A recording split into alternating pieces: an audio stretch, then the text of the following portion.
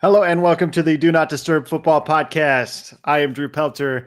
In the green, that is Nimmer. We have Darian out for this week. Actually, he has a lot of things going on that he is planning for. Baby on the way. So, two babies on the way in our fantasy league. So, it's a crazy Three. time. Kaysen. Oh, three. I forgot about Kaysen, too. Yeah, so it's a crazy time. Darian's got a lot to plan, so he will be missing this week. He should be back next Tuesday. We have a lot to talk to you guys about today. A lot of stuff happened over this past week 10 in the NFL. We will get into it. There was some breaking news that happened this morning, but there was a ton of stuff that happened this past week. We will get into that here in a bit. Nimmer, how are you doing today? I'm doing good. I mean, we'll talk about it later on today, but Jamar Chase pretty much just completely ruined my fantasy hopes, essentially. I went from second place all the way down to sixth or fifth place. I'm in fifth place right now. Tied with you, actually. So we're competing for 4 and 5, but there's still a lot of season left, but it's just so upsetting going from the top half to the bottom half. Now I'm fighting for a playoff spot. It's crazy. It's so unfortunate. Just one player, and I almost came back too. That's what's so crazy is I literally almost came back. If Kyron Williams, if Matt Stafford checked the ball down at Kyron Williams when he was open, I would have won. But that's just how the cookie crumbles, unfortunately. It seemed like on that play, I couldn't tell who he was looking for, but I thought he was going to Kyron and just overshot him or something. No, I think there was like his tight end was going across or something like that, or I don't know. I mean, honestly, Matt Stafford looked like crap yesterday. Well, That both both offenses. offenses look terrible. I was like, Tua, oh, bro, what is wrong with this dude, man? I guess a concussion, you lose memory, and he must have forgotten all the concussions that he's had because what is he doing? I've seen some videos about Dolphin fans. It is so funny. He's like, "Oh my god, they intercepted it. Tua, get out the way. Get out. Just give him the yeah. touchdown." It was so funny.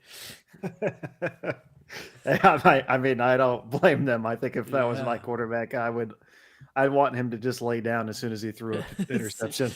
And that's how you're gonna be tackling? Like, come on, what are you doing? On the sidelines too. Just push them out of bounds. Like, Yeah, it's crazy. But especially because they know what happens when two is hurt. If it's like if they had a backup quarterback that did well or something like that, then it would be one thing. But I mean, the all the Dolphins. players know.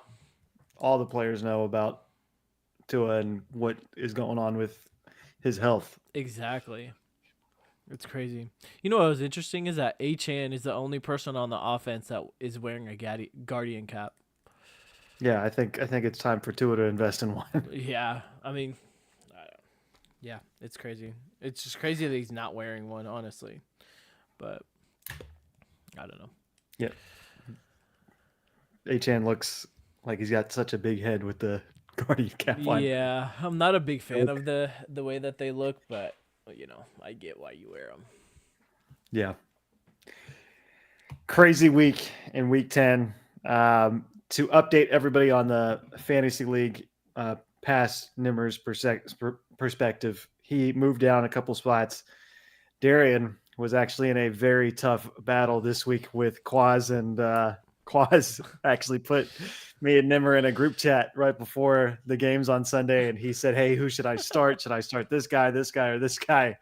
And we gave him some advice, and he was like, "I just have to beat Darian." He was like, "It's going to be such great content for the podcast." So this is Quaz's time. He won. He beat Darian pretty handedly, I think by 30 points. He got the top So scorer in our league too. He went he got from top score. Yeah. last. He got last lowest scores last week, and then top scorer this week. It's crazy. So in a season where Quaz has been sitting at, fighting for that last spot, this is your highlight, Quaz. You got the little incentive, the $15 this week for being the top scorer, and and you got to be one of the co-hosts on this show. So I know that's got to feel pretty good. I feel like when anybody beats us in our league, it's just like they feel just Oh, it's like the Super they, Bowl every single time. they take it so personal, I think, when they're going up against one of us. They do. It's like, the rival. Have you ever seen like how fantasy football or fantasy leagues do like rivalry week or whatever? It's like there's 3 rivalry weeks every single week because it's unless we play each other, but it's just they're all just rivals and they're just like, I need to beat them. I need to beat them. I need to beat them. It's like, And it's okay, Ricky. I feel like you're gonna beat me, so just maybe take it easy on me. No, Ricky's. This is the time to shine. Finally his players are back. He has Puka and CMC, so Yeah. he's like, I need to come back. With McCaffrey getting 16 points last week, I think he's about to give me a nice 25 points. So yeah, it's not a good time to play Ricky. I'm glad I played him at the beginning of the season. And boy, did he want to beat me. Oh my god, I think I played him like right before or after I saw him at Hook's wedding, and he was still so salty that I beat him. It was so funny. Let's get into the injury report. There are quite a few injuries going on in the league right now. We have Ravens tight end Isaiah Likely. He is questionable with a hamstring injury. He missed the last game with that. Bills wide receiver Amari Cooper. He is questionable with a wrist injury. He also missed, I think, the last 2 games with that. Bills wide receiver Keon Coleman is out with a wrist injury, so it might be a really good time to have Shakur on your roster. Dalton Kincaid is also questionable. It's a PCL injury from what I hear, and he's on my fantasy team. I am a little nervous about that. And currently, I don't really have another tight end on my team that can do very well, so I'm a little nervous. Bengals wide receiver T. Higgins, he is questionable with a quad injury. He's missed a couple games now, so that is definitely something to look at. Lions tight end Sam Laporta, he's questionable with a shoulder injury. Texans wide receiver Nico Collins, he's questionable with a hamstring injury, not a back injury. He was supposed to play up until like 10 minutes before the game on Sunday night, and then they pulled him, and now he's questionable for this week. I would imagine he will play this week if he was practicing all last week and almost played. Colts wide receiver Michael Pittman Jr., he is questionable with a back injury. And then Chiefs wide receiver Juju Smith-Schuster is questionable with a hamstring injury. Vikings Aaron Jones is questionable with a rib injury. Eagles wide receiver Devontae Smith is questionable with a hamstring injury. He didn't practice today, so definitely keep an eye on that. Dallas Goedert is questionable with an ankle injury. That's the tight end for the Eagles. Steelers running back Najee Harris is questionable with an ankle injury. Niners tight end George Kittle is questionable with a toe injury. Washington running back Brian Robinson Jr. is questionable along with kicker Seibert. I think that's how you say his name, or Seibert. Not sure. But all those injuries going on. The Pick'em League is still going strong. We have Sammy still up. I think she's up 3 or 4 games on me. I told her last night, pick the Dolphins, because I knew that the Dolphins were going to win that game. She still went with the Rams, so I caught up a little bit. Caught up just a little bit with her, and I'm just fading away, aren't I? Nimmer's in third. He's dropped a couple games behind us. And then, like we said, Darian's way down the list. So it's not been a good game. Rough season for him, man. It's not been a good year for Darian for sure. Oh my god. Let's get into the biggest news today. The probably biggest story was you could see this coming. The Bears fire their offensive coordinator, Shane Waldron. This comes after them scoring just 3 points against the Patriots. And I think the week before that, just 15 points against the Commanders. So 18 points in their last 2 games combined, not a ton of yards. It looks like Caleb Williams is starting to regress. It's been a really rocky season as of late. They have a really, really tough schedule ahead. I know they play the Lions twice still. They play the Packers. They play the Vikings. Pretty much everybody in their division, and they're all hot right now. So, Logan, awesome for the Patriots. I think everyone's dancing on Caleb Williams' Yeah. grave right now. So, what was your reaction to this? Especially the punter. I mean, I've seen it's just all over social media now that he is like right when he got drafted, don't expect to be punting more, and now I guess like the punter is like starting edging in about the offensive total snaps. But you definitely see that saw this coming. I mean, the Bears haven't scored a touchdown in the past like what is that, 100 and something drives or something like that. So, you definitely saw it. It was definitely in the cards. It was interesting that they fired the offensive coordinator instead of the head coach. Usually the head coach is the first one to go. But I mean, honestly, if it's people like to try to blame the offensive line, and although a lot of the sacks, not I shouldn't say a lot, I would say like half the sacks were because of the offensive line, but the other half was definitely Caleb Williams. I mean, he was holding the ball for more than 4 seconds, and more than 4 seconds in the league is a long time. So as an offensive coordinator, and I'm a defensive person mindset. Drew, I'm sure you're a defensive mindset, even though you play Madden and stuff like that. I feel like your mentality is more defensive, right? Am I right? 100%. Yeah, 100%. exactly.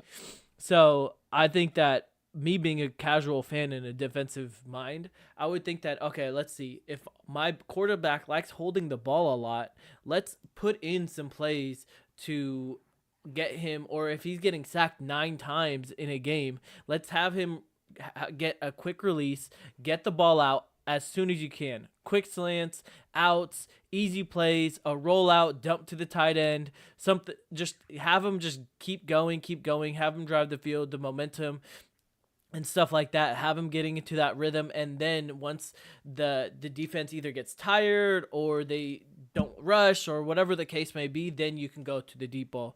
If your offense is struggling, that should be the game plan for that. And if I understand if it's one game, but 2 or 3 games, and especially, I mean, Cardinals are number 1 in their division, so but I wouldn't say that they're one of the best teams in the NFC. And then they played the Patriots. I'm sorry, Logan, but they're last in their division, so they're not a good team either. So it's like 2 bad defenses, and you couldn't have changed your offensive scheme like that. A casual fan knows. You got to go as the offensive coordinator. Not obviously Caleb Williams, the golden child and the number 1 pick and stuff like that. So he can't go. You brought in all this help to help him, but then you guys can't do anything. I mean, it has to be the scheme. It's the same thing with Matt Canada. So I definitely saw this coming. I agree with this, but hopefully the Bears get it going. Yeah, like you said, with a quarterback that holds on to the ball too long and poor offensive line play, that is an equation for terrible football. That is an equation for terrible offensive numbers. That's what you're seeing in Chicago. I think this is just the beginning. I think Eberflus will be gone here soon. And I don't know, maybe they keep the defensive coordinator around. I don't know why you would do that, even because when you think about it, Eberflus is the defensive guy in the room. So he kind of schemes up the defense. The defense is the strength. So if you fire everybody, I think that's what you're going to have to do, to be honest. I don't know why you would fire Eberflus and then keep the defensive coordinator around. I think you're going to have to fire everybody. To Logan's point, though, Drake May, he deserves some flowers. He's been playing pretty well these past 2 games, especially late in games. He's been pretty darn good, completing a lot of passes on crucial downs and getting yards when the Patriots need it. One thing about Drake May that is very impressive to me is that who are his receivers? You know what I mean? Like he literally has most of his receivers are either on a 1 year deal, rookies. Like there's no Ramondre Stevenson is really the only person on that team that I could really name besides Demario Douglas, I guess. But even them, they're not even in the top 25, 25, 20, 30 ranked in their position. So it's like, but then he's doing things like that. So wait till wait till they get better weapons, hopefully in the draft, or they trade for better weapons, or whatever the case may be. But it's Patriots fans should be excited. Definitely not this year, maybe not next year, but in a couple years, you have at least a good quarterback. It seems like he's really made some strides. I thought that watching him in the preseason, he looked like super unprepared and not really ready. And now it looks like he has some pocket presence and is reading defenses a lot better than he was. hmm And the coach is a defensive coach as well, so it's not even like Andy Reid and Patrick Mahomes. You know what I mean? It's like he's literally, I don't want to say doing it by himself, but like I don't know, him and the offensive coordinator or the quarterback coach or whoever's coaching him is doing a great job. For the Bears, I've said this before. I think the biggest mistake they made this past draft was drafting Roma Dunze.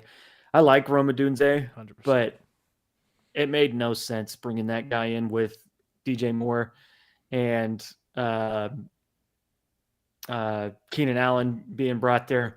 It makes no sense to draft another receiver and not address the O line. This O line is terrible, and when you have someone like Caleb who likes to hold on to the ball too long, it's just not going to go well. And this is what you get. This is what you get for Bears fans. I know they are kind of down in the dumps right now, but I kind of felt like there was a lot of people seeing this coming, these kind of struggles from Caleb Williams. So Definitely.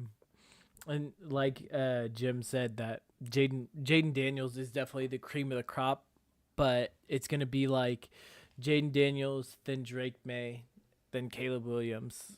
You know, like it's gonna be essentially in that order. Oh, and Bo Nix. I forgot about Bo Nix. I was going to say you're forgetting Yeah. one. And JJ. I mean, you Yeah, never know. You know, with I'm really especially excited to see JJ next year. so it's going to be interesting to see how these quarterbacks play out, but it definitely out of so far it does look like Caleb Williams is the worst quarterback in the draft. Or I shouldn't say the draft, but the first round, the worst quarterback that was picked up in the first round. So, um, He's 0-2 against the quarterbacks drafted in this draft. oh So yeah, it's crazy. It's crazy. yeah, he's got. I mean, I will say for the Bears fans that are listening that are like really scared about the future, I do think Caleb Williams will improve. I think it's going to be a very slow process, though. I said on one of last week's shows that I think Cliff Kingsbury is on the way to be the head coach there. I still believe that's probably what's going to happen. I think you'll see an uptick in his numbers. They'll be running that kind of offense that you were kind of mentioning earlier, those quick screens, quick outs, because that is kind of Cliff Kingsbury's Mhm. sort of offense. But I think it's gonna take a while before we get to that point. Yeah, it just sucks because like Bears fans, I mean, you like I think I said it a couple weeks ago as well, like it's a pattern. First, you fire your coach and then you bring in a coach and then you bring in a rookie quarterback. Then all right, well, we just drafted a rookie quarterback, it must be the coach. You fire the coach and then you expect the rookie quarterback to be good. Then all of a sudden, oh, the rookie quarterback sucks. All right, let's get rid of him. Let's draft another quarterback. You know what I mean? Like it's very hard to be consistent with a quarterback when the play caller changes a lot, the culture in the locker room changes a lot, the head coach changes a lot. It's like how do you expect a person or a player, a quarterback especially, to do well if you're changing the play call, the schemes, the culture every year, 2 times a year if not. Like it's crazy. Yeah, definitely. The next biggest story comes out of Dallas. Dak Prescott has been deemed out for the season. So I think it's time to give this show a little bit of flowers. We told you the Cowboys weren't going to be very good this year. This Dak Prescott being out for the season is the bow on the present. These Cowboys have now turned into one of the worst offenses in the league. This is a terrible team. I think a lot of changes are on the way. There was a lot of weird drama between CD and Jerry Jones after the game, where if you watched the game, by the way, I said that game would be 35-0. It was 34-6. I was pretty close. Yeah, that's crazy. I know. I felt stupid because I was like, the Cowboys are gonna win. Worst take. Wait till the end of the year. That's gonna be one on the board.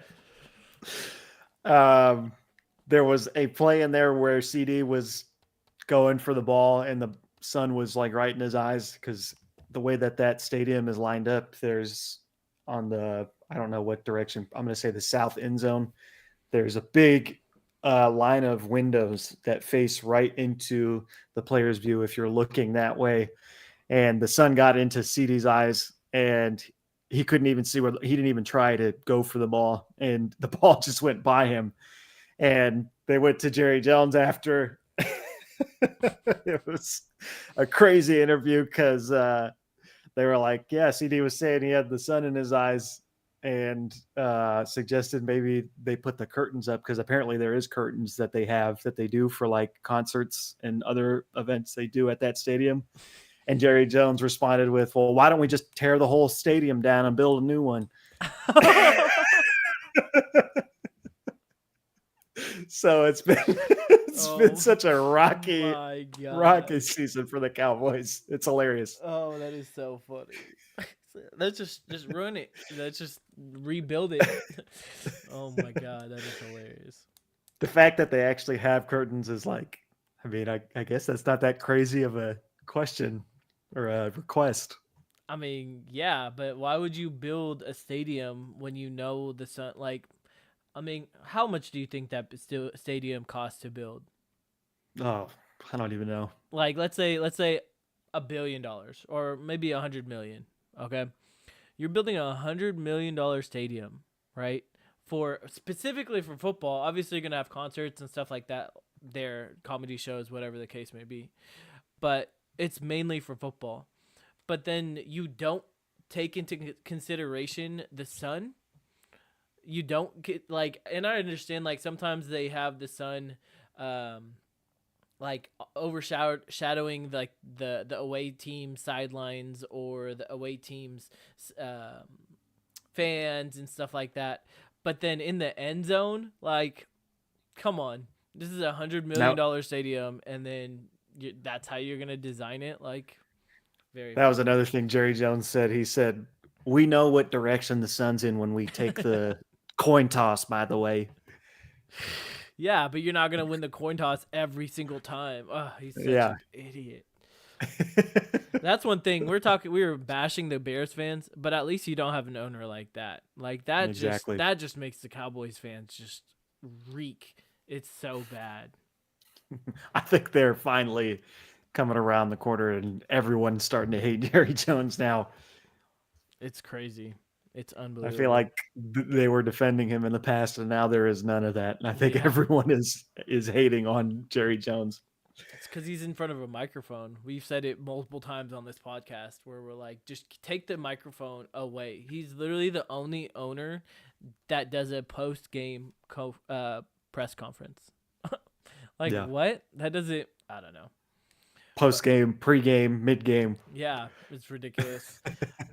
But with Dak out, I saw some things like rumors on the internet, but since he just got paid, do you think that they're going to draft Shedeur? I don't know. I know that was a big thing, like a rumor that has kind of been brought about. I know that some guys on ESPN, I think Rex Ryan, I didn't really look at it, but I think Rex Ryan said that they should hire Dion and draft Shedeur. I think Shedeur's probably going in the top 3 picks. So unless Dallas trades up, and am I saying Shedeur should be drafted in the top 3 picks? I don't think so. But He probably is. He probably is going to be a top 3 pick in this year's draft. I don't think the Cowboys are trading up to. When have the Cowboys ever traded up in a draft to get one of those top picks? True. But when have they been this bad? Yeah. So, I mean, you never know. If they I mean, the people they trade for is Jonathan Wingo. It's not like they're out here drafting for anyone of substance, like anyone that's really good. It's always guys that you're like, why the hell would they trade for that guy? Like when they signed Dalvin Cook, it's like, why would you sign Dalvin Cook when there were so many other running backs you could have had? or Zeke. Like Or what? Zeke. Like literally you had Derrick Henry on the block and or You didn't even Saquon. give him a call. Yeah, or You didn't even Saquon. give Like Henry a what are call. you doing? Yeah, so I think they'll be bad next year, to be honest. Yeah. It's going to be interesting because I think they'll probably fire McCarthy. Yeah. Well, I mean, It'll his be contract interesting. is up. He just won't Yeah. renew it. But yeah, True. It'll be interesting to see who they go forward with. that's gonna be very. I mean, honestly, out of all the drama that Dallas has gone through this week, I mean, this year, do you think anybody would want to coach the Cowboys? No. Like, there's no way in hell. I mean, obviously, I would because I'm not a millionaire. But if I was an offensive coach or a defensive coach or any coach in the NFL, there's absolutely no way that I'm ever coaching the Cowboys. I would rather take a pay cut than be a head coach for the Cowboys. Yeah, I don't know who would want to coach in Dallas. I mean, that's got to be one of the worst jobs in America. Man. Let's react to some of the games. I really wanted Darian here for this, but I guess it'll just be you and me talking about this Commanders and Steelers game. Yes. The game was very close down to the very end. The Steelers come away with the victory 28-27. Absolute dimes from Russ all game.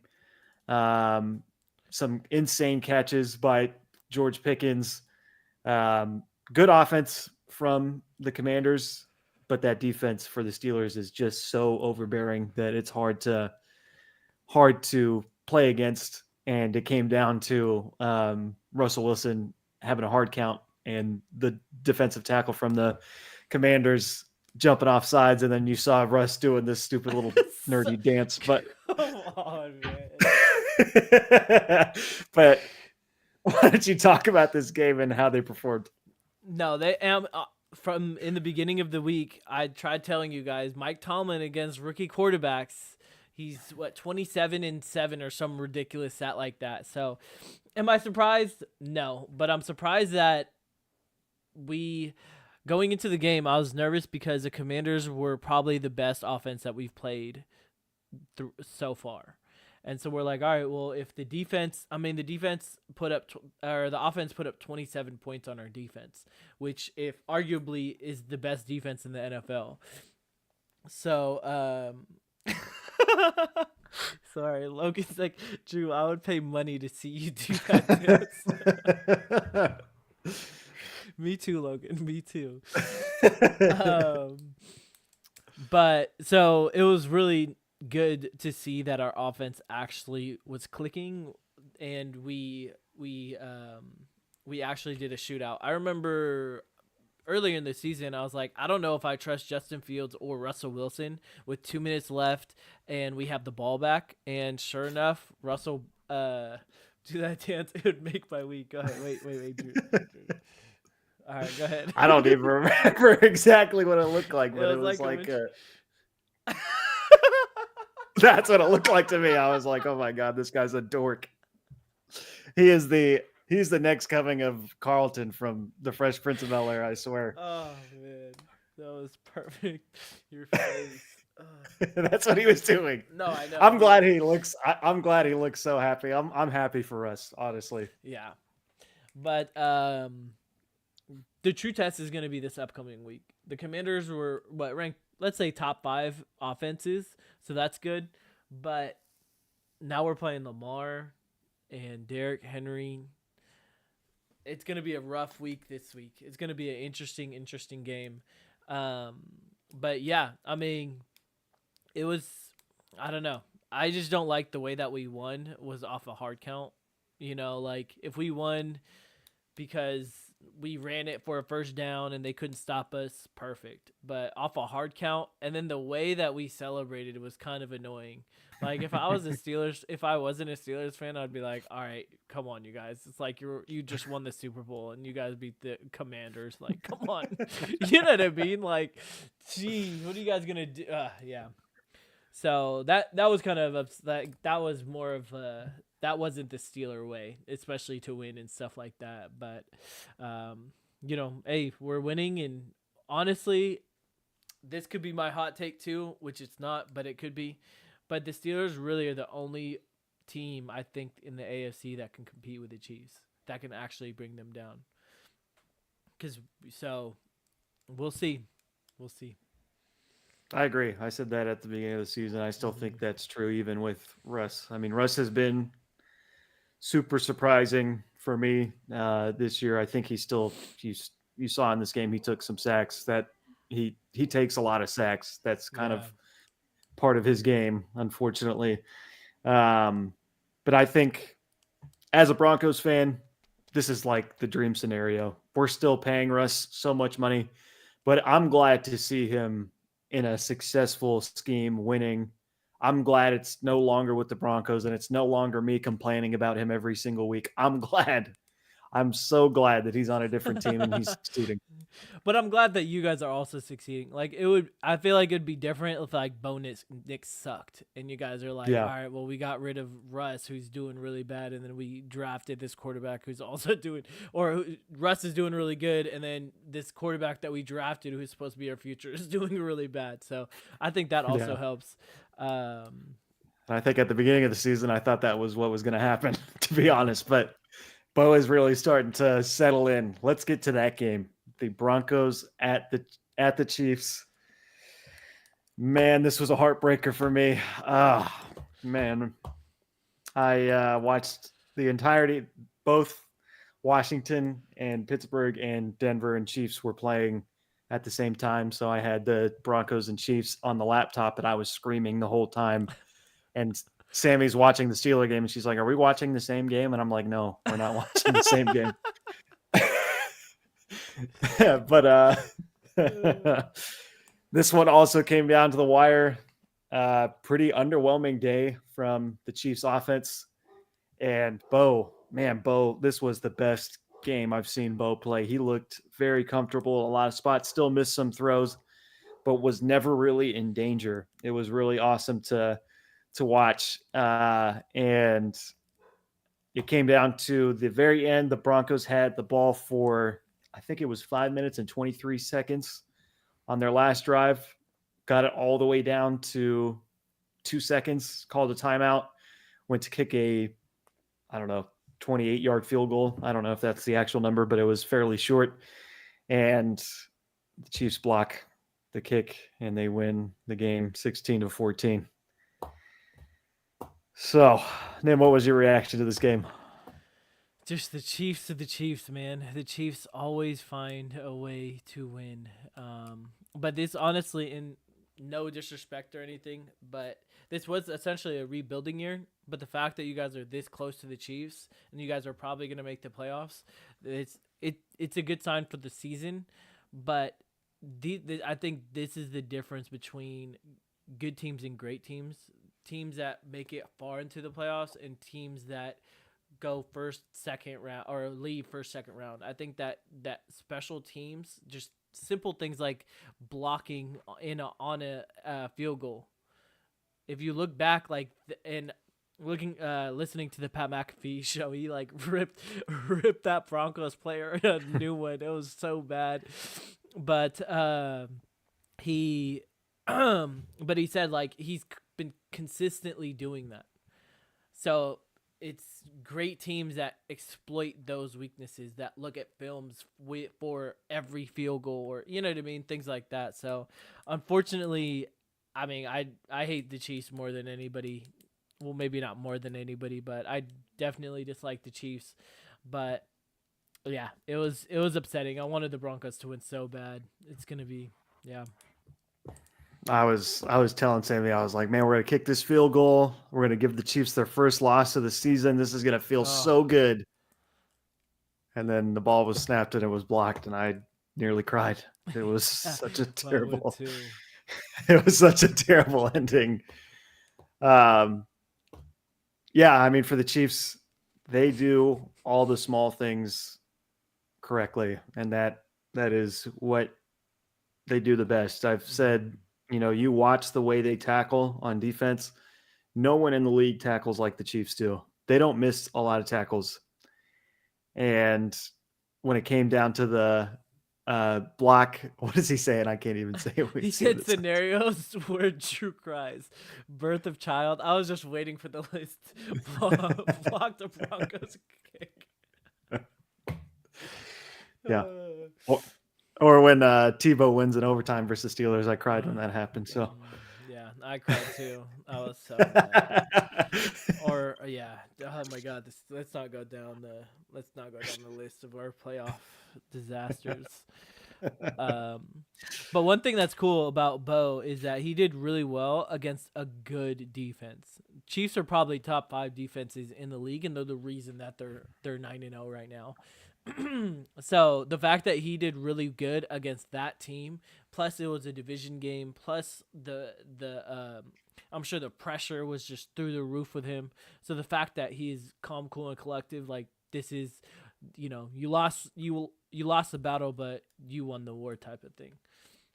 yeah, there was a play on that last drive. I think it was third and short, and I really wasn't sure what the play call was going to be because I was like, man, do you hand the ball off here? If you do, I'm assuming the Chiefs are going to stop that. And Bo dropped back and threw a dime right to Cortland Sutton for a first down. And I was like, that is what I like to see. It was pretty cool to watch. It made me pretty excited for the future with Bo.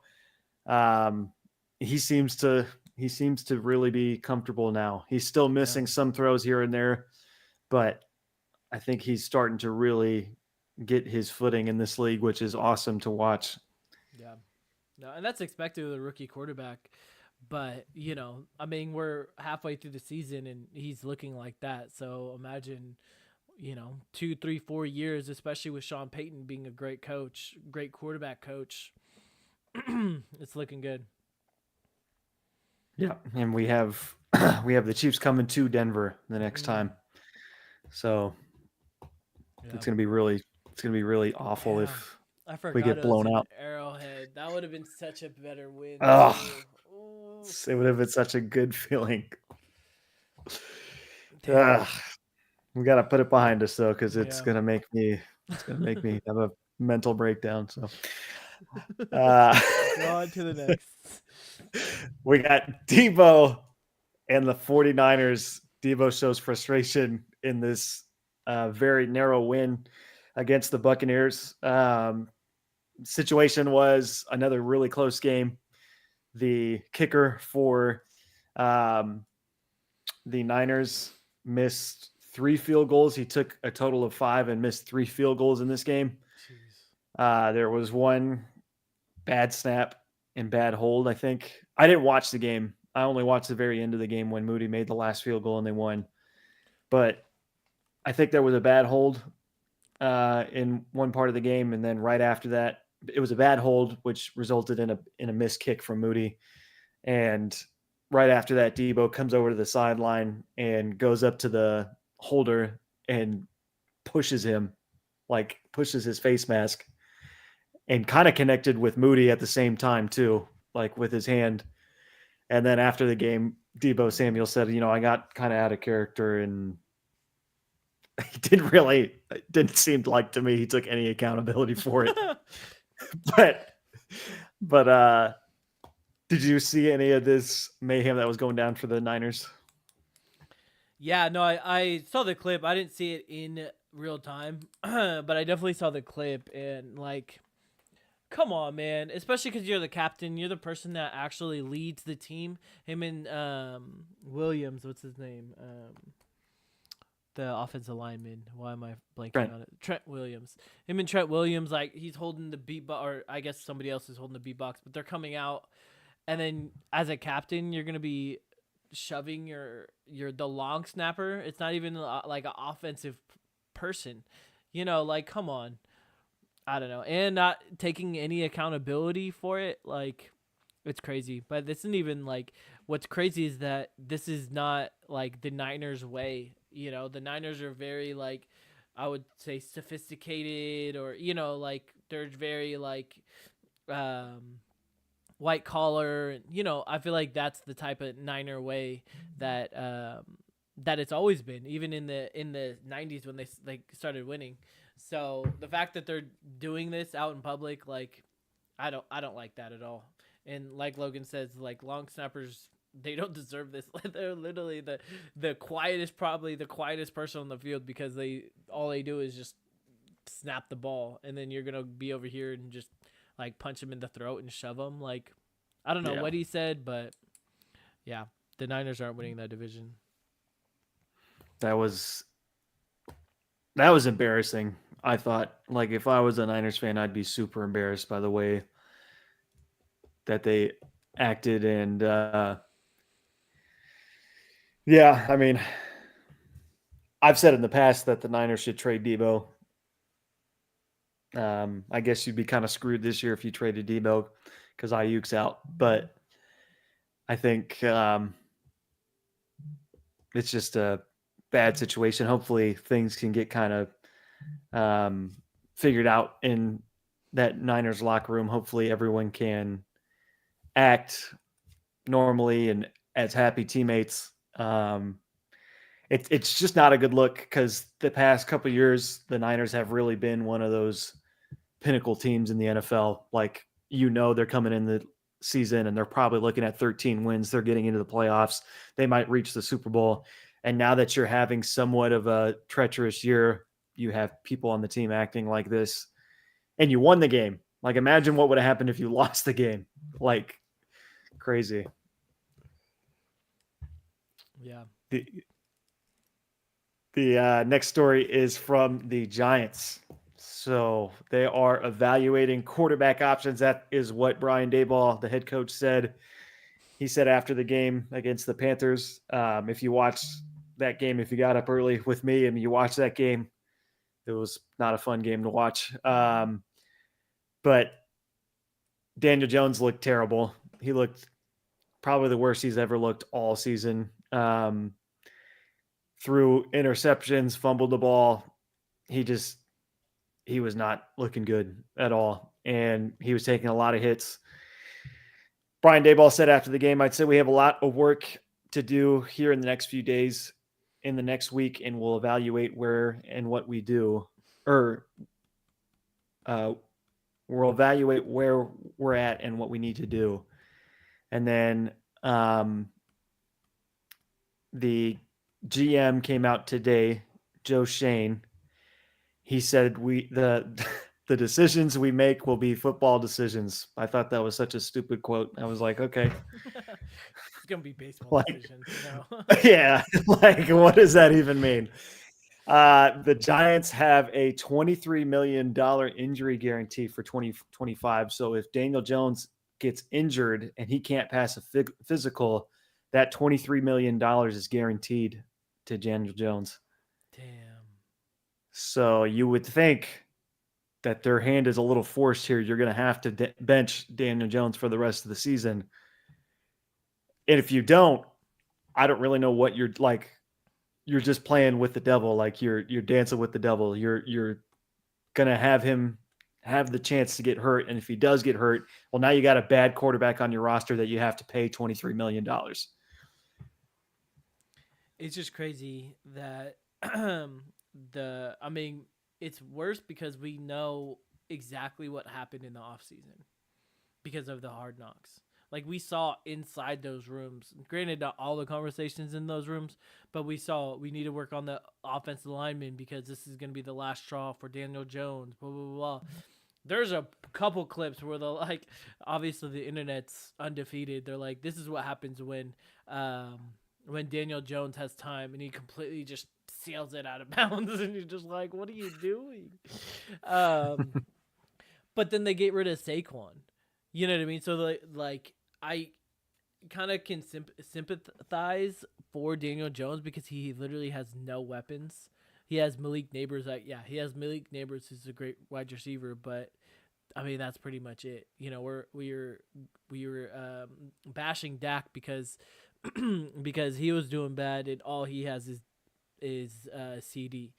So it's like, but at the same time, I mean, you paid this Logan. Thanks for that, but his contract's worth $160 million from one good season. One good season.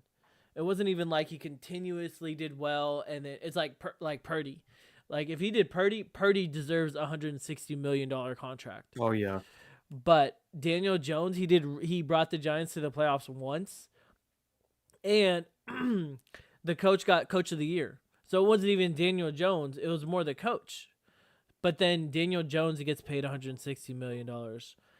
It sucks for the Giants fans because it's your quarterback, you're handcuffed. There's really nothing you can do. It's like the whole Deshaun Watson thing. You know, there's nothing you can do. You got to just pay the man and suck it up for the next couple of years. It seemed like the Giants paid Daniel Jones because they were like, well, that's what everybody else does. They always pay the quarterback, so we're going to do that. Yeah, and it was for potential too. You know, it's like, oh, he could do it throughout one season. Oh, what happens if he probably can do it again? He probably can do it again. It's like, I don't know. I don't think so. Obviously, we're seeing that right now. Yeah, it's tough for Daniel Jones, tough for that Giants organization, tough for Malik Neighbors because now you're looking at Drew Lock or Tommy DeVito throwing you the ball. So which might be a better outcome, honestly. Yeah, I mean, I've seen Drew Lock play, and he's okay. He's okay. There could be worse situations out there.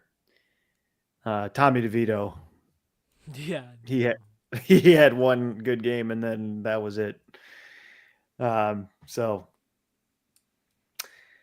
let's get into the Hot Take Tuesday. This is a segment we've brought to you every single week where we come up with some sort of idea, something that we believe in or maybe not completely believe in, but we've kind of observed over the past weekend, and then we come up with a hot take. So, Nimmer, why don't you start? What is your hot take? So, my hot take is we talked about the Broncos doing really well, and I think the Broncos are going to make the playoffs. However, if we look at the playoff picture right now, and I should have made a graphic for this, so I do apologize to the audience, but we have the four division winners, most likely in the AFC. I'm just talking AFC here. The Bills are probably going to win the division. Chiefs are probably going to win the division. The Steelers and the Ravens are 1 and 2, so they're both going to make the playoffs. So let's say Steelers, for argument's sake, Steelers are going to win the playoffs or win the division. So that's 3 in. The Texans are going to win their division. That's 4 in. The Ravens are going to make the playoffs. That's 5. There's 7 teams per division. Okay. For the casual fans that don't know that. As of right now, it goes, I think it's Chargers, Broncos. Whoa. It's Chargers are the 6th seed right now. However, I don't think that they're going to make the playoffs. They're 6-3 right now. And out of the 9 games that they've played, all 6 teams that they've beaten, besides the Broncos, excluding the Broncos, have not won more than 3 games so far. The Broncos are the only team that they beat out of the 6 games that they played, are the only team above 500 right now. The next 3 games are Bengals, Ravens, Falcons, and Chiefs. So then that brings them down to 6-7. Then they play the Bucks, and that's going to really determine if they win or not, because if they don't, then they have the Raiders. Um, then they're either going to be 8-9 and 9-8. And the way that the Broncos have been playing, they're looking really good. The Bengals, I think, are going to sneak in to that last wild card spot, and I really don't think that the Chargers are going to make it into the playoffs. Even though they're 6-3, they're hot. They're the hot team right now. But the past 2 games, they killed the Browns and the Titans. Both of those teams are last in their division. Arguably, might be top 3 pick. Probably both of those teams. So the Chargers haven't really played anybody that well. And when they played the Broncos, it was like Bo Nix's 4th game or whatever the case may be. So that's my hot take. The Chargers aren't making the playoffs. Sorry, I dropped my pen. Yeah, it's going to be interesting to see. Kind of going off your point, the seedings, if the playoffs started today in the AFC, 1 is the Chiefs, 2 is the Bills, 3 is the Steelers, 4 is the Texans, 5 is the Ravens, 6 is the Chargers, and 7 is the Broncos. So my hot take, I don't really know if this is that hot of a take, but I think the way the playoffs are going to work out, and I'm not really sure if it can actually work out this way now that I'm looking at the seedings, but I guess it's possible because Bills would play the Broncos, Steelers would play the Chargers, Texans would play the Ravens. Mm-hmm. So, yeah, I think it could still work out that way. Yeah, if the Ravens get the 5th seed. Yeah. So my hot take is the Ravens will go to the AFC Championship again this year, and again they will lose to the Chiefs. For the Ravens fans, I know that's got to be agonizing, but I just think the Chiefs have the secret code against the Ravens, and they've always played well against them. They've always beat them really in a lot of tough spots. So I think that's what's going to happen. I think the Ravens will get to the AFC Championship to play the Chiefs, and the Chiefs will end their season again and go to the Super Bowl. Damn. Don't want that to happen. With 1 loss on their record to the Broncos. And the Steelers. They play Steelers on Christmas. That's and the Steelers. I am going to that game. You are for sure? You bought your confirmed. tickets? Oh, yep. Bro. That's going to be electric. Oh, my God. Yeah. I'm so jealous of you right now. Oh, yeah. It's going to be so electric. I am very excited to go see that game. I'm wondering, because I didn't actually bring the sign to the preseason game. Maybe I really actually bring the still riding sign to this game. Yeah. And you know what? I was also thinking maybe when the 4th quarter comes out and everyone gets their terrible towels out, I think maybe I bring to the game like a white washcloth that I paint, and I put like the wonderful washcloth on it. Yeah, no, and that's an awful idea. Wave it around. You had me at the sign, but no.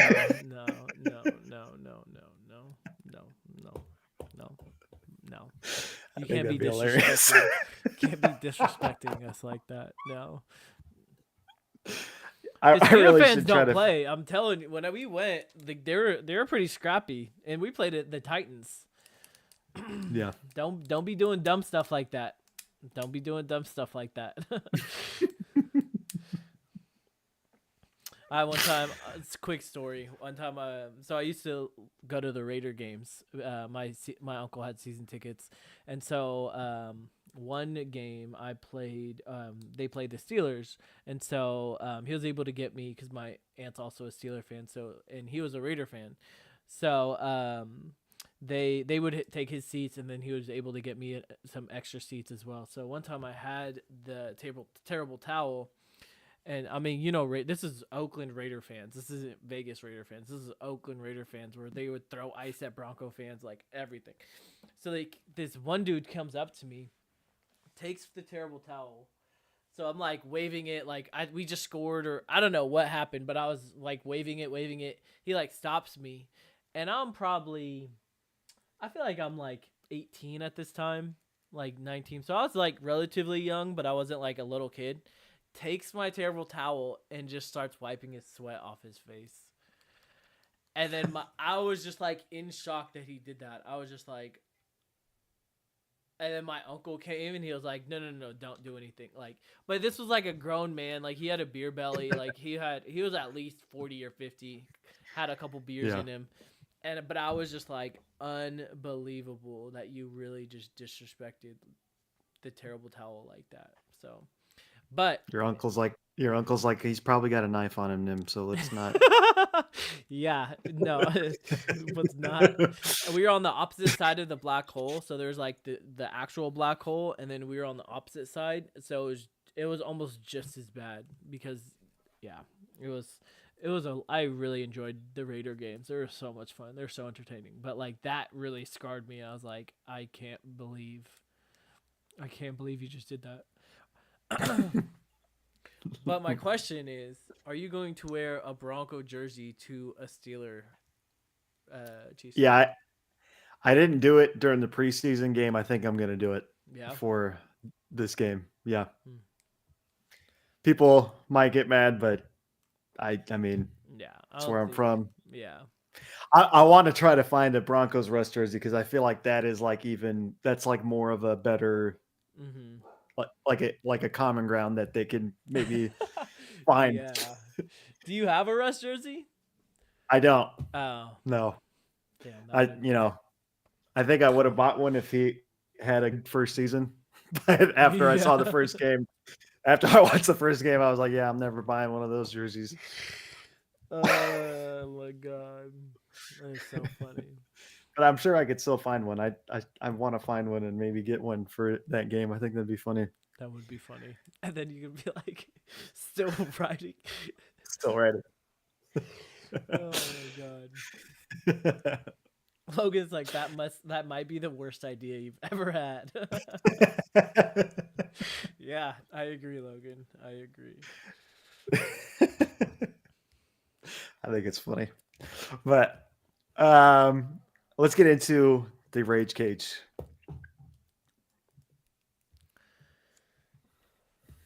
Why don't you go first? All right. So now there might be cussing. I need to make a graphic that says caution, there will be cussing, but yeah, viewer discretion advised. Viewer discretion advised, exactly. So this weekend, it was there was college game day. Was it this weekend or was it last weekend? So I saw this. I saw that was last weekend. Oh, it was. Oh well, it still applies because we're still talking about. So last weekend, because what was my Rage Cage about last week? I don't remember. Anyway, the last weekend game day for those NFL fans that don't know college game day, NFL or college game day goes to different campuses based on, it's like the game of the week kind of thing, right? So they go, and Jason Kelce, who is beloved by all, goes and is has a viral moment. And the viral moment was that a fan said your F word, which is a derogatory term for a homosexual. That F word, not the fuck, the fuck word. But I forgot what Rage Kid, so I can cuss, but I'm not going to say that because that's messed up. So he said, your F word brother and Taylor Swift, something about them too. I don't know what it was. But then all of a sudden, Jason Kelce turned around, grabbed the guy's phone, and just completely smacked it. And then I think he picked it back up. And then while he was bending down, the dude just pushed him. And I don't know how he did this, but Jason Kelce put that on his shirt. Yeah. And then he goes up to the camera and he said, like, he just broke my phone, like trying to be the victim, even though he was antagonizing Jason Kelce. He assaulted Jason Kelce, and honestly, he is so lucky that Jason Kelsey didn't physically assault him, because I probably would have punched him in the face if he said something about my brother. So but my rage cage is, why are we doing this? Why are we antagonizing these celebrities that do nothing but good for the sport of football? They're nothing but nice to people. They literally walk around campuses with no security, and you never really see a Jason Kelsey moment that is negative besides this. And anybody that has a brother, especially if you're the older one, you know that you will literally take a bullet for them. Brother or sister, doesn't even matter. If you're the older sibling, you're taking a bullet for your younger siblings. And so the fact that he's some random college kid is saying that is ridiculous, number one. But my issue is, why was nobody else, a casual fan besides Jason Kelsey, actually doing something about it? If I saw that, and Jason Kelsey, if I saw him push Jason Kelsey, I would have gone in and beat his ass for even touching Jason Kelsey. Because who the fuck are you to even try to push Jason Kelsey because he grabbed your phone because you said something, and then all of a sudden you're going to be the fucking victim? Get the fuck out of here.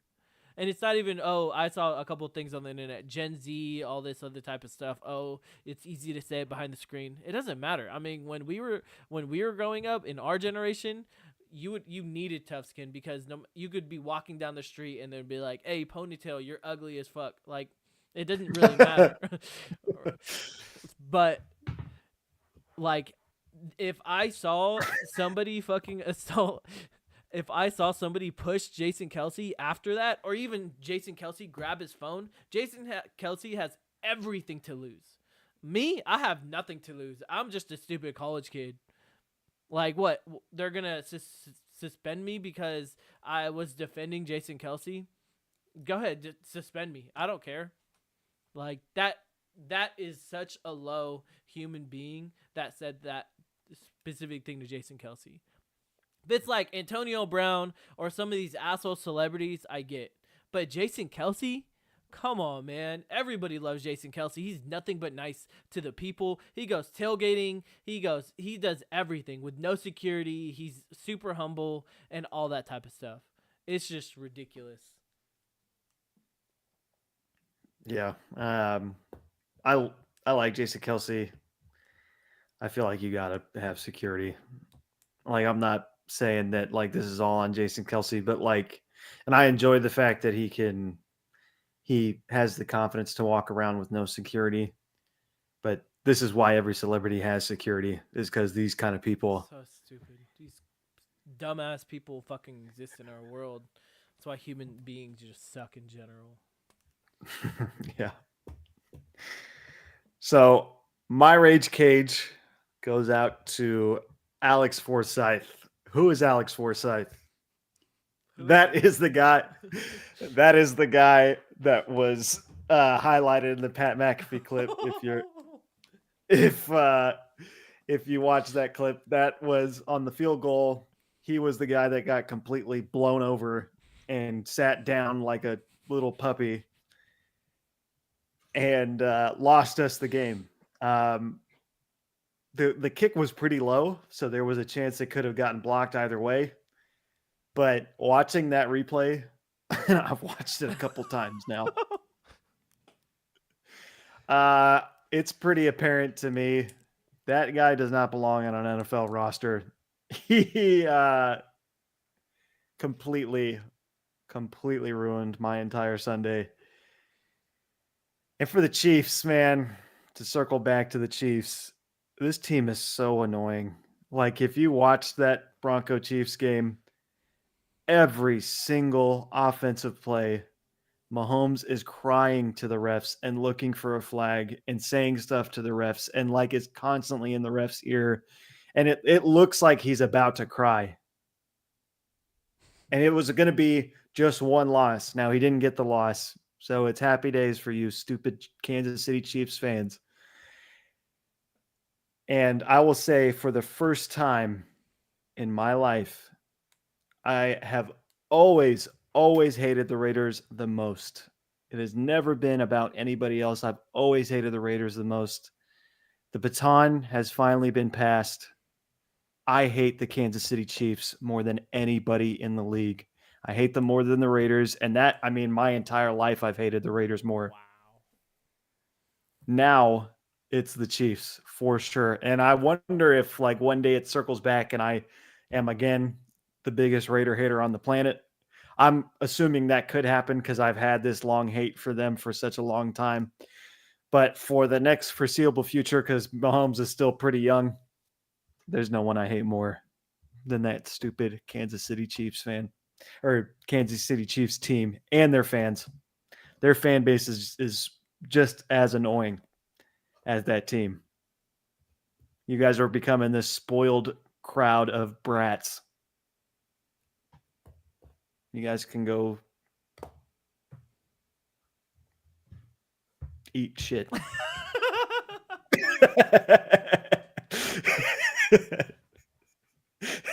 I didn't know where you were going with that. I was like, oh. I hate you guys. I hate all you Chiefs fans. I hate the Chiefs. You guys are so hateable. So hateable. And it's one thing if like your people throughout history hate teams that are doing really well, right? But if you're hating, like, you don't hate them because they're doing well, you hate them because they're crying to the refs, because of how they're winning, because of bullshit ass calls, or because of just dumb shit like that. You know, it's awful. That right tackle, Dwan Taylor. Oh yeah. I don't know how he doesn't get. He had holds in that game. He was still jumping off sides. Like, what are the refs not seeing with him? I was laughing at like he's a long pause before each shit. It's just, yeah. I mean, I saw some highlights where he literally brought the defender down, and the defender literally like came back up. It was so athletic by the Broncos defender. Came back up and then sacked Patrick Mahomes. And then what did Patrick Mahomes do? Looked right back at the refs like, oh my God, he touched me. He touched me. He's not supposed to touch me. Like, bro, just come on. Be a fucking football player. It was probably the first game where I saw like a bunch of big hits on Mahomes. It was so awesome. I hated the way that it ended, but man, I was having so much fun watching the game until that point where the kick got blocked. Yeah, it's awful. But that's it for me. One of those losses that's going to stick with me for a long time. But they're coming to Denver next. And I will say we beat them last year in Denver. There's a chance they beat them this year. It's obvious now the Broncos can compete with the Chiefs. We've caught up. And I know there's probably Chiefs out there laughing at that, but we beat you guys last year. It was a blowout. I don't know if anyone remembers, but it was 29-9. It wasn't a very close game. Wow. And this year, y'all beat us by 2 points in Kansas City. So you can laugh all you want, but we have caught up to you. And it's Baby Bo's time. Bro, I just thought about this. If Bo brings the Broncos to the playoffs, that would be crazy. His rookie insanity. Year. That's crazy. Let's go to break. We'll be back in 2 minutes.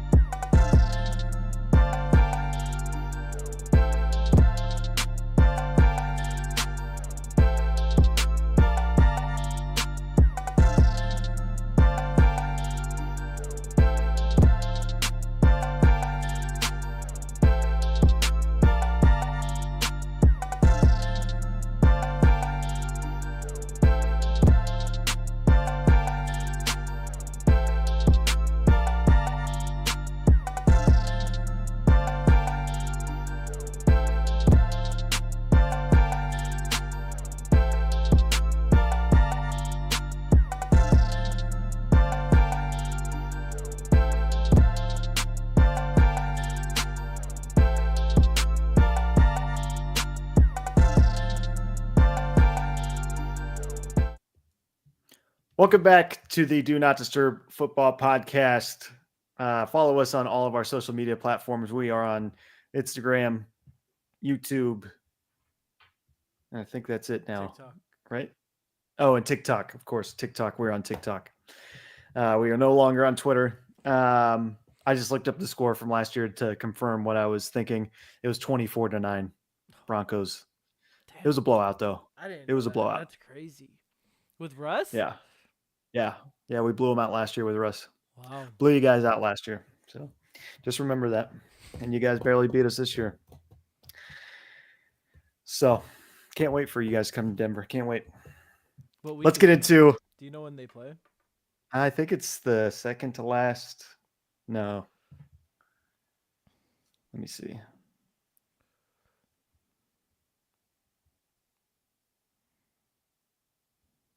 It is. Last game. It's the week last game of the 18. season. Damn. You're welcome. Mm, Because they're playing the Steelers. Oh man. they'll probably pull their starters. 'cause they won't have- Oh yeah. Yeah, and then they'll be like, pulled our starters, I dude. didn't Like, even think about that. what'd you expect? I don't know, man. I mean, they might be playing for that number 1 spot. Yeah, I mean they are the number one spot right now. So Yeah, but I mean the way that the Bills are playing, and then I don't it's know. crazy. The Bills are favored right now. Yeah, it's insane. But I think it's in Buffalo, and I think that's why. Yeah, but still, like, I don't know. I don't think that the Bills have ever beaten Kansas City, or like Josh Allen's ever beat Patrick Mahomes, huh? I think they did in the regular season. Oh, It might have been last year, and I remember Mahomes had like a huge fit with the refs because it can't. oh, that's right. Because he didn't shake his hand. It was Yeah, that game. Yeah. yeah. I think it was like the beginning of last year. Damn. Yeah, they're gonna pull their starters. The Chiefs next. They're playing Buffalo. Then they're playing Carolina. Then they're playing Vegas. Then they're playing the Chargers. Then they're playing Cleveland, Houston, Pitt, and Denver. Hmm. So they're, yeah. Man, if they go undefeated, I don't think they will. Who do you think's gonna take them out though? Steelers. Yeah, Steelers and Broncos. They might be playing. I If would they beat the Steelers, they might be playing for that undefeated. imagine if the Panthers did it. Bro, so I saw this thing where Taylor Swift was supposed to play in Charlotte or something like that, but instead went to the Kansas City game. So she canceled her concert. I saw this thing on TikTok, so I don't know how accurate it is. But so she canceled her concert in Charlotte. And then so this guy was like, "All right, I was supposed to spend $500 on the ticket. I'm gonna spend $500 on the Panthers beating Casey." Bless Excuse you. me. Thanks. I was trying to fight that and finish that sentence. That was hard. But bro, that would be wild. Oh my god, that would be such a storyline. That would be a crazy upset. Panthers look good these past 2 weeks, really. Yeah. Ever since Bryce came back. Yeah. Let's get into the waiver wire report. So this is week 10. Not a ton of people to pick from here, but definitely some names. It's oddly a pretty big week for the waiver wire. If you can land some of these guys, they could be pretty valuable pickups. So Nimmer, why don't you take it away? So I really have only two. I think MVS. What's his actual name? I just call him Marquez Valdez-Scantling. Yeah, Marquez. Yeah, MVS. I think he's a great ad. I think that with Olave kind of fighting through the whole concussion thing, pretty much almost died on the field. I don't know when he's gonna come back. So if you can get a wide receiver 1 on that team, a wide receiver one for that team, you got to take it. So I really like him. He's would probably be my top choice. And then we kind of mentioned this team earlier in the show, but I like a Doomsday. I think he would be kind of a quiet ad if you have three quarterbacks, or if you have like an open spot on your bench, or if you're like handcuffing somebody but you don't think it's gonna plan out. I probably would get a Doomsday because I think that with the offense looking as bad as it is, Caleb Williams holding onto the ball, I don't think that CJ or DJ Moore is really going to be Caleb Williams' top target. I think it's more going to be the slot, which is a Doomsday. I think he's going to get a lot of quick slants, a lot of screen passes, a lot of quick outs and stuff like that. So gradually he's going to get at least maybe like 5-6 targets a game or 5-6 catches a game, 50-60 yards with throwing a touchdown in there. That would be a really really good ad. So those are the two wide receivers that I'm really targeting for waiver wires. Yeah, those are two good ads. The quarterbacks, I've got Drake May. I think he's worth a pickup. He has that rushing upside that makes him, I think, a valuable pickup. And Russell Wilson, I think, that's been kind of hard to say if he's going to be able to continue this way that he's been playing. But even against a good team like Washington, I thought he played really well, put up 3 touchdowns. He has a tougher schedule coming up, but, against the Ravens, he'll probably have some pretty decent yardage on his stat line because they haven't been the best on the back end defending passes, and he's been throwing that deep ball nonstop. So I think he's worth a pickup. Running backs, Audric Estime from the Broncos. He really came out of nowhere in this last game. Had the most carries of the running backs for Denver.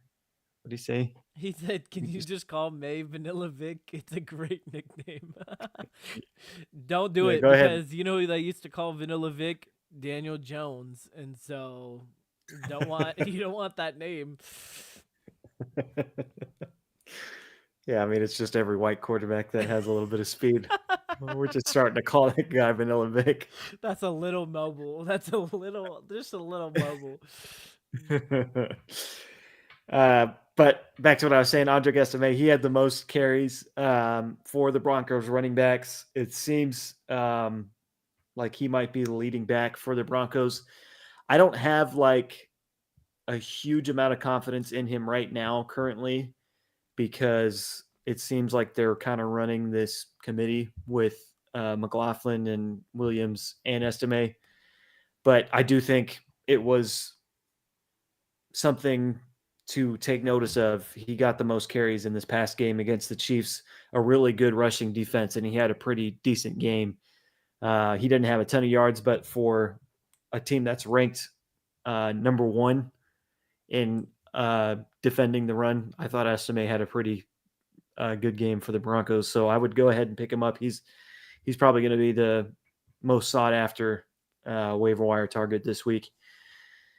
Gus Edwards from the Chargers. I think he's also worth a pickup here late in the season. He had 10 carries this past game. I think he's going to be part of the offense. If you are looking for just an insurance back, someone to put at the very end of your bench, I think Gus Edwards is a very valuable piece there. If anything were to happen to Dobbins, I think Gus could really do some good things for a lot of fantasy teams. Receivers, I'm really only looking at the receivers from the Niners, Ricky Pearsall and Juwan Jennings. Pearsall, I think, is owned in like 45% of leagues, and Jennings, I think, is owned in like 64% of leagues, so probably harder to get Jennings. If he's there, I'd pick him up. He just scored 16 points this last game. You saw that game earlier in the season where he put up, I don't even remember how many points it was, but I think it was like 40 points or something like that.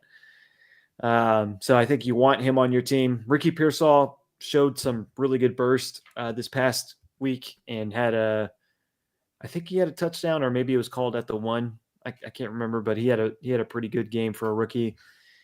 And then tight ends, Jonnu Smith. I've kind of been beating his drum for a while. He's definitely been a part of that Dolphins offense. Someone that you have to take notice of. I think next year, Jonnu Smith will probably be one of those tight ends that'll be taken earlier than people think. And Theo Johnson, the Giants tight end, he was involved a pretty good amount from this game in Carolina. I think he is someone moving forward that could get the ball a lot. Again, I don't have a ton of confidence, especially if they're going to be changing quarterbacks. I don't really know what it's going to look like for Theo Johnson, but if you're in need for a tight end too, someone that may end up being a pretty good player, Theo might be someone you want to take a waiver on. Let's do our trade targets. Really, this isn't trade targets today. We're not advising you to target these people in trades, but we're telling you today we decided to change it up, who to trade away, who to trade off of your team. So someone you want to trade to someone else. Nimmer, why don't you start? Who do you have? It pains me to say this, but I think I've been saying this at least on TikTok. At least on TikTok. Najee Harris. I am not high on him. He did really, really well. He is actually I don't know exactly he's I think he's in the top 10 maybe. Damn, I should have done more research. Oh no, position rank 24. So he's not gonna get you like a Saquon Barkley or but you can definitely pair him up maybe with somebody. But I really think that he is going to have a really bad decline for the rest of the season. His playoffs, playing Baltimore this week. He has the Browns twice, which he might get some points there. But the most trade deadlines are the end of November, so it's going to be after Thanksgiving. So you really should be starting to look into playoffs, whether it be you're going for the championship or you're going for the toilet bowl. You kind of still have to go look at the last 3 games, actually 15, 16, 17th, because most leagues don't go 18. But anyway, his playoff schedule is Philadelphia, Baltimore, and KC. So those are 3 really, really rough teams to go. They're really hard for running backs to excel in, as well as with Warren in, he's losing a lot of the snaps. He is definitely the lead backer when it comes to running, but what they're doing is they're starting to put Warren in at second and third down. If they want to throw it to him out of the backfield, they throw it to Warren. Warren's a better blocker as well. So I think that this would be a great opportunity to kind of get Harris off your team, and you can even maybe partner him up with a D Hop and try to get one of those really like those top receivers like Gibbs or somebody like that. But yeah, I think that you should try to trade away Najee. And I've got Jalen Waddle, and this one kind of pains me because I've been pretty high on him all year. But I think it's time. I think it's time to trade him. I know a lot of people are pretty concerned about Tyreek and the way that he's been playing, and especially because that wrist injury that Tyreek has going on right now. I know a lot of people have a panic going on about Tyreek, but I think I'm more concerned about Jalen Waddle. They don't really draw up the plays like they do for Tyreek. That's why I think I'm a little higher on Tyreek at this point. Like they give Tyreek ways to rush the ball, like where he's running with the ball, or throwing deep shots to him, or cutbacks, or whatever it is for Tyreek. They always seem to have like a plan to get him involved. Waddle, it's not always really a priority for the offense to get the ball to him. And really, he hasn't been doing all that great. Let me pull up his numbers from some of the past games. I know this last game, I think he had 8 points, 8.6 points, 7.6 points, 8.5 points, 2.1 points. It's really been a disappointing year for Jalen Waddle. And I think there's probably still some people in your league that are hoping that he is going to be a really good player. So I think if you're looking for someone to trade for, I would think some of these guys that you could probably go get. I think you could probably get like a Josh Downs for a Jalen Waddle, and I think Josh Downs is a better fit. Jaden Reed, I think you might be able to pull Jaden Reed. That might be a little bit of an ask, but I think that would be a better receiver on your roster right now. Someone that's kind of being forgot about, Deebo Samuel. I'd try to go get Deebo. And if you're needing a running back, I would think Aaron Jones would be someone you could probably get for Waddle. So I think you should get rid of Waddle right now. I know it's been a season where we're all just kind of waiting for Waddle to blow up, and really it was only the first game he had 20 points, and ever since then there really hasn't been.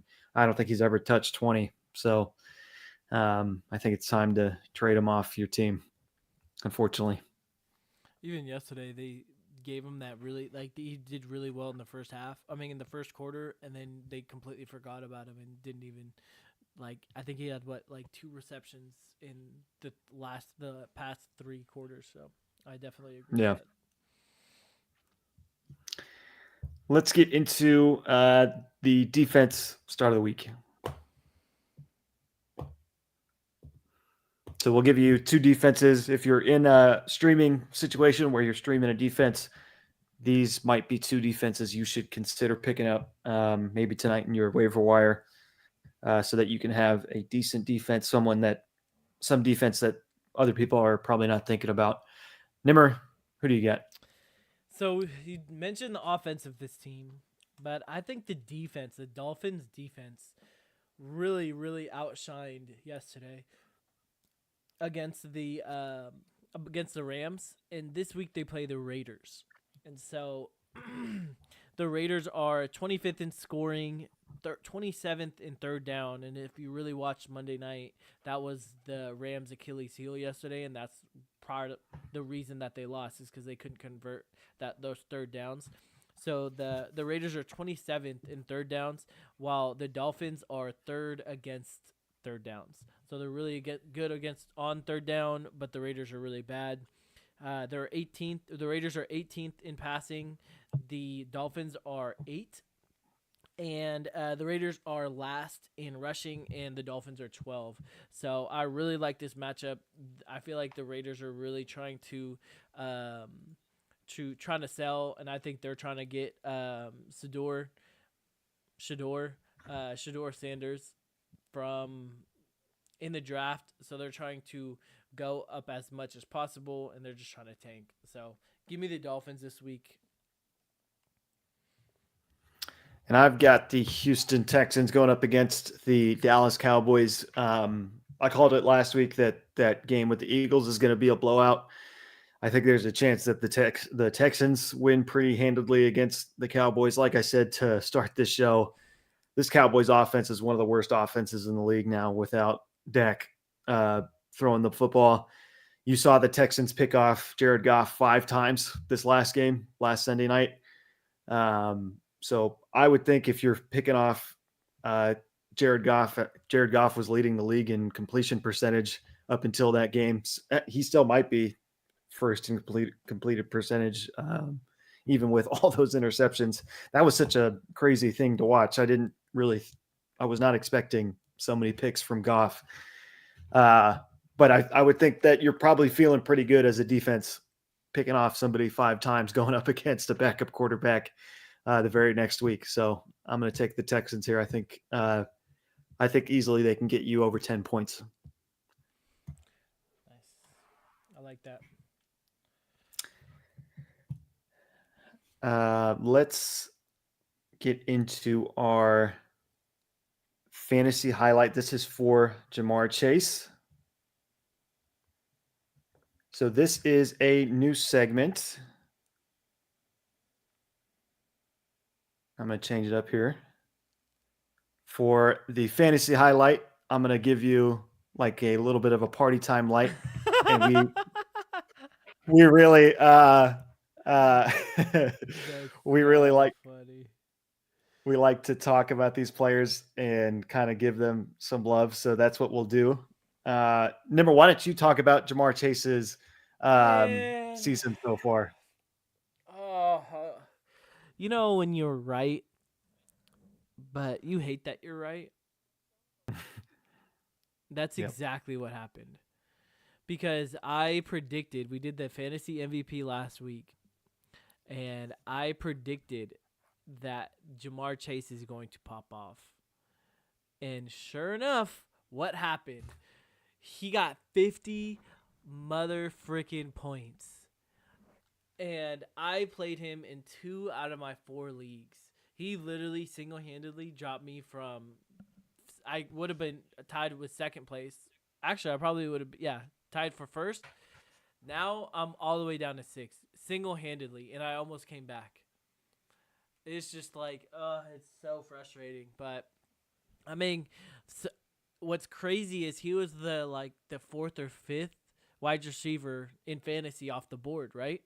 It was like CD, Tyreek, Amon-Ra. People probably drafted JJ in front of him, and then he was the 5th wide receiver, right? Those are the 5. I'm trying to think. Mm-hmm. Yeah, the 5th wide receiver, and he's the number 1 target, or he's the number 1 receiver, putting up 50 points in 1 game. Shout out Ja'Marr. It's crazy to see how good the Bengals are doing, and looking at their record, looking at their fantasy numbers, just all of it. So, shout out Ja'Marr. Thursday, and it was a Thursday night game, so social media was like, "You got Ja'Marr." You got Ja'Marr Chase. Like, who else got Ja'Marr Chase in fantasy? Yeah, Ja'Marr.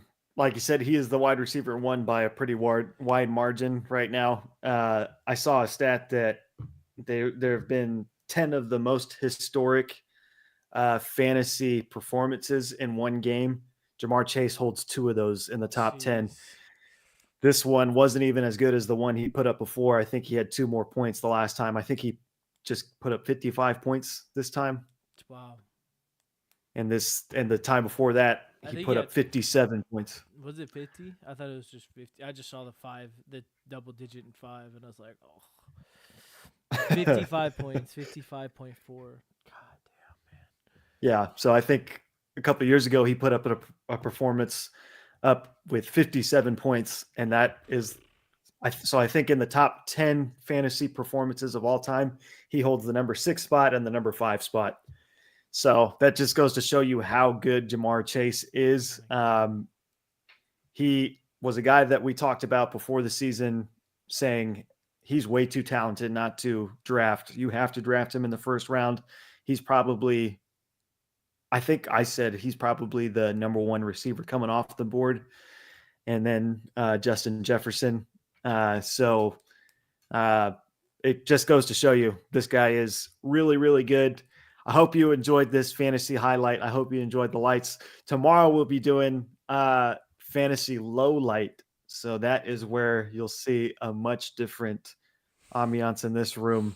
And we will kind of talk about the downfall of people in fantasy for that segment.